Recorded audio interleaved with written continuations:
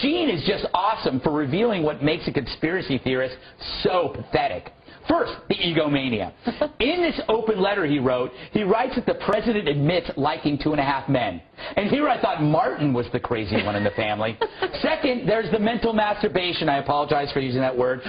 Damn, I wish the government would silence him or at least give him a better haircut suited for a middle-aged man. It's strange, I tell you. But look, I love Sheen because he's a man unencumbered by self-awareness. Think about it. The he's the world's most clueless, druggy, gambling-addicted whore banger, and he thinks he's uncovered a conspiracy and that we should all believe him. That it's one of these things like Area 51 with the aliens in New Mexico. No matter how you define it, they still believe it. Is crazy? Yeah, I do. Okay. You think he's crazy? I think that I think that he has a trick gene or a screw loose. I think that he is an addictive personality. Good afternoon, Mr. President. I come to you today representing the families of the victims of September 11th, as well as millions of my fellow Americans. Hopefully by now you've had a chance to read my letter to you, 20 Minutes with the President, and if not, at least had its contents brought to your attention. We have questions, Mr. President. Lots of questions.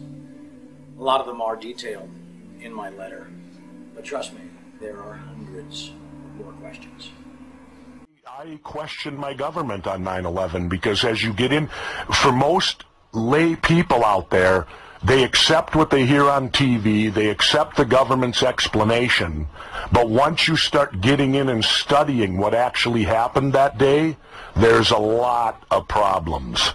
Bottom line, what are you saying? Well, I believe if our government didn't actually participate in it, that they certainly knew it was going to happen and allowed it to happen. That is mind-blowing. Wow. And you're going to write a book backing that up. Yeah. Now, what would be the purpose of allowing it to happen? Well, we're in 2 wars, aren't we? That we would have never been in. And that Halliburton. And how much money has Halliburton made in the war? How much money has Blackwater made in the war? People fail to realize that there are war profiteers out there. So you're saying that you're talking about treason. You're talking about who are you accusing of treason in your next book? About mass murder. I'm just simply writing about the questions I have about it. Is this why you call the Bush administration the worst administration ever? Yeah. You don't have the question. Hey, now. Hey, listen, man, you're a great guest. You sound honest and real intelligent, but when you start saying that 9/11 stuff, I'm like, Jesus, that sounds nuts. What's your biggest piece of evidence? Well, my biggest piece of evidence is that how could those buildings fall to the ground at the rate that I free fall from a plane? Now, you've told me this before. Now think about this. Well, they fell at the rate of gravity with no resistance. If you take basic physics, they told us the buildings collapsed, one floor on top of the other floor, and down they went. They pancaked. That's what they did. Right. Well, when a moving object hits one that's not moving, they both slow down. Right. These buildings did not slow down. You're saying And how do you explain Building 7? This building was never hit by a plane. At 5:20 in the afternoon, it collapsed in 7 seconds. Forget Building 7. I'm not forgetting Building 7. You can't forget it. How do you forget it? Collapse. Why would he forget Building 7? Why would you forget it? All right, so I've got tape of the BBC of a woman broadcasting back to England at 4:50 in the afternoon, and she's describing the collapse of the 3rd tower, the 3rd building, Building 7, all while the building is right over her shoulder. It hasn't collapsed for another 25 minutes. Oh. And yet she's reporting back to the BBC the collapse of this 3rd building. How did they know that building was going to collapse 25 minutes before it did? All right, I got one. You're saying she did it? I got one The BBC did it. You saying time traveling?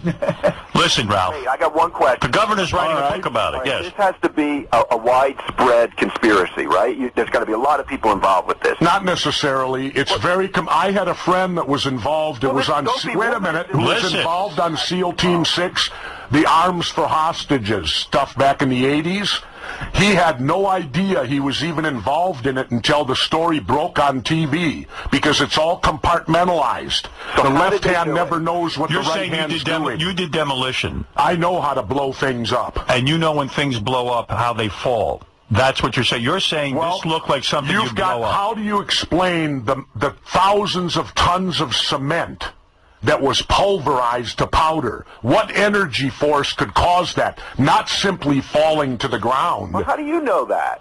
How do I know what? Well, how do you know it's not pulverized? I mean, are you a scientist now, too? He was in demolition. I was trained in demolition. It looks like a demo job to me. Well, it looks like it, yeah, but that doesn't mean it is it. No, but so you believe, okay, I guess here's how you could prove it to me. Here's how you could prove it to me. They've said that the planes did not cause the building to fall, that fires did. Right. Okay, the next time one of these hotels in Vegas has to come down, let's simply light it on fire. After all, it'll uniformly collapse. Yeah, but Jesse, one thing, though. They're talking about jet fuel burning at the rate it did after being hit. Wait, it's not setting some on fire. First of all, the jet fuel was gone in minutes. When the plane hit, there was a massive explosion. The jet fuel's gone. That ignited the whole building. Right. Now, you're telling me that the buildings burned for an hour. Then why did the building that was hit second fall first? Well, what the governor is also saying, because it was hit more. The governor's saying, as an experiment, the next time one of these big buildings has to come down, let's just light it on fire with jet fuel, and let's watch it come down. No, fly a 747 into it. No, at that rate, they said that loaded with fuel. They said it had nothing to do with the plane striking it. FEMA even acknowledged that. They said it came down from the fires. And the point I'm saying is that never before in history have steel-structured buildings collapsed because of a fire. You just had a huge fire to a skyscraper in China. It didn't collapse. You had records all over. This is a day of firsts. The first time a steel-structured building ever collapsed like that. Right. First. John's a New York City cop. He wants to chime in. The next thing. Retired New York City cop. Governor, there was hundreds of thousands of gallons of diesel fuel stored in the basement of building number 7 that ignited and burned, and that's why the building fell down. And that's why the building fell in 7 seconds.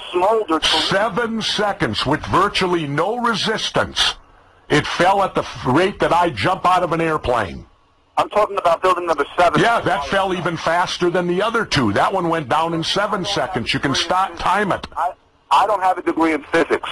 All I know is you're not mentioning the fire that burned below building number 7. All right, well, Governor Jesse Ventura is writing a book on this. Can I say one more thing? I just want to say one more thing. So what you're saying is someone in the government made a decision when there were 300 firemen up there and thousands of people in that fucking building. All Americans, someone made a decision in our government to fucking take those 2 buildings down. Hit a button and took them down. Not necessarily. I don't know. But what I do know is this: you're not allowed to talk about it. You're not allowed to ask any questions about it. I just did a TV pilot on this. And when we went to do it, the government wouldn't even talk to me. No government agency would speak to me. No one will even discuss 9/11. Why is 9/11 off the board? Why can't you talk about it? Well, we're talking about it here. I mean, what if it was This is Howard Stern. Yeah, nobody pays attention to me. Sheen is just awesome for revealing what makes a conspiracy theorist so pathetic. It's one of these things like Area 51 with the aliens in New Mexico. No matter how you define it, they still believe it. Is crazy? Yeah, I do. Okay.